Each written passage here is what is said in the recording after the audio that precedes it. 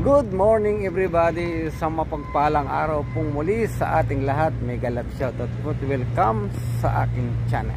Today video is about some backfilling works in our around the tank again, because it is not finished, so we will continue backfilling, compaction. Backfilling is already finished, but now I am make leveling now. You see guys, here is our make a leveling by surface.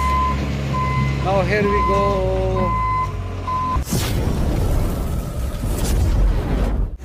And this area, this is our bottom of our blending. So what we are going to do is we make this backfilling by subbase. After backfilling, we are doing compaction. Right now we are make a leveling. The ground should be level as per our detail. Okay, now here we now you see guys, this is our the bottom elevation. This line, the last line, that is the top of our subbase. That line is the top of the subbase. Then we are making now column like this. So in this case, we are going to cut this ramp now. Okay, now we are removing this one. Okay. Yes. That is our remaining here. Again, after this make leveling, we will put a good compaction, because we have more foundation here. This area have so many works. We have more pad foundation and slab, and after this one 100% finished. Okay guys,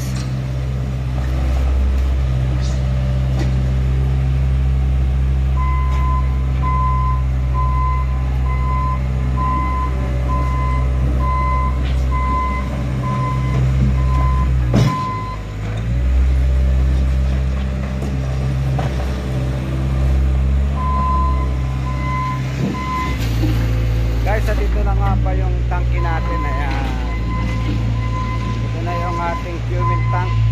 Tapos na yan, nandun na yung tank. Ayan na, sa ilalim.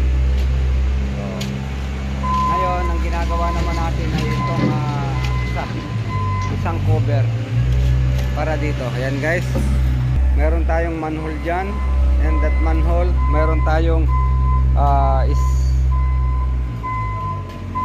may manhole pa rin dito para sa access. Ayan. So ang balance, Walaikum salam, the balance here is only the generator foundation and slab. That's it guys. A moment later, after the leveling of bobcat, then we will put water around the surface area. I cannot put the more water because this subbase is already mixing with water before we backfill. This subbase is already wet, so on the upper level only we will put water. Then after this dry, then continue compaction. Then after compaction, sure, we have field density test.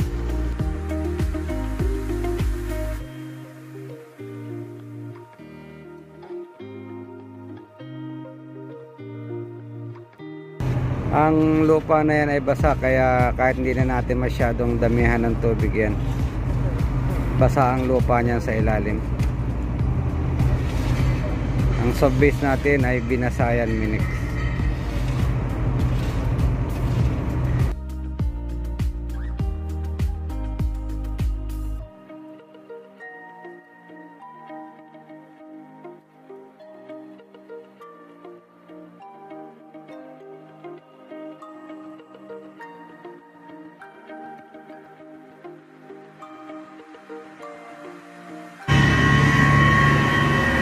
Guys, kinukumpak na natin itong gagawa natin ng islam. Kaya kinukumpak natin siya. Kaya pagka nakumpak na maayos yan, ipalalapis natin. Meron tayong soil testing dito. Tuloy po tayo sa ating Panginoon.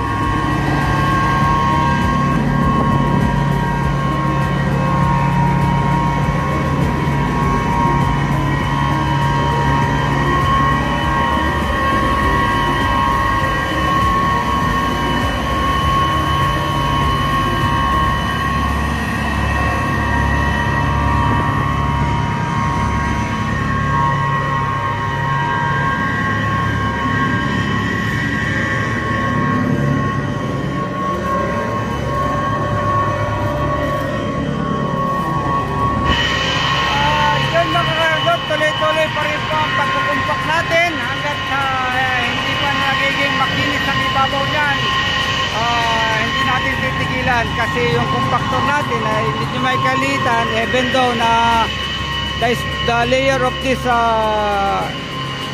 back wheel is only 20 cm. That's why we are using only this 5,000 compactor. Yan. Kaya you guys,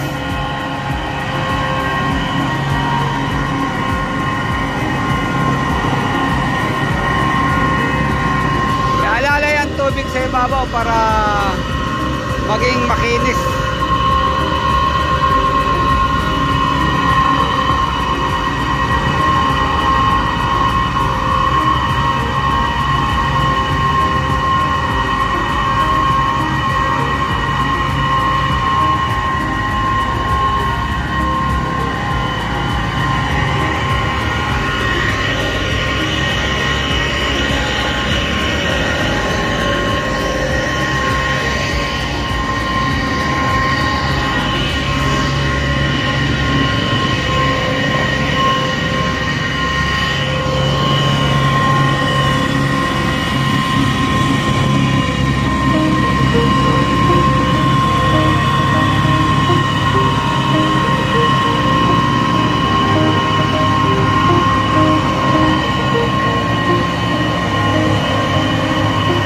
More moments later.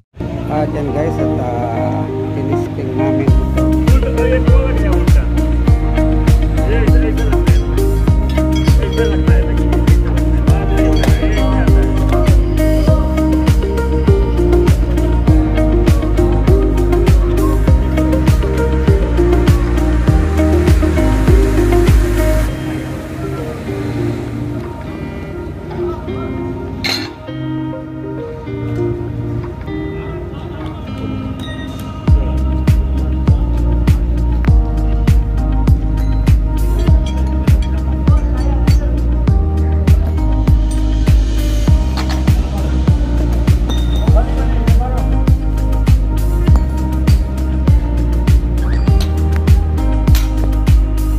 Yon mga kahardot, at andito na tayo ngayon sa preparation para sa blinding.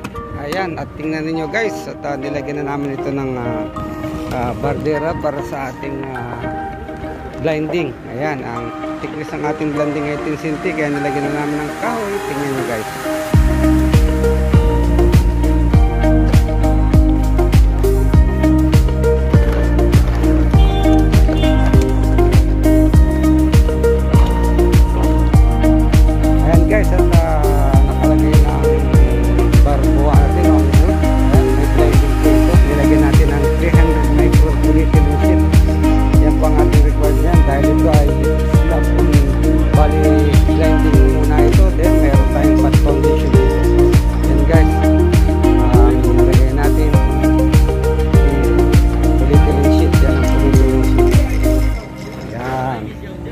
Preparation para sa blinding. Ayan.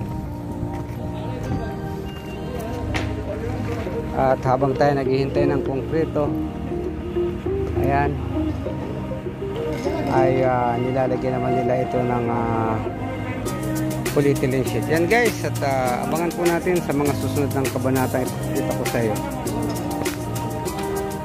Yan po, at maraming salamat po sa inyong panonood tungkol dito sa aming ginagawang ito sa pagdating itong tangke. Ngayon dito na tayo pupunta sa isla. Yun lamang po, at maraming salamat po sa inyong panonood sa aking video. Ito lamang, at bye-bye.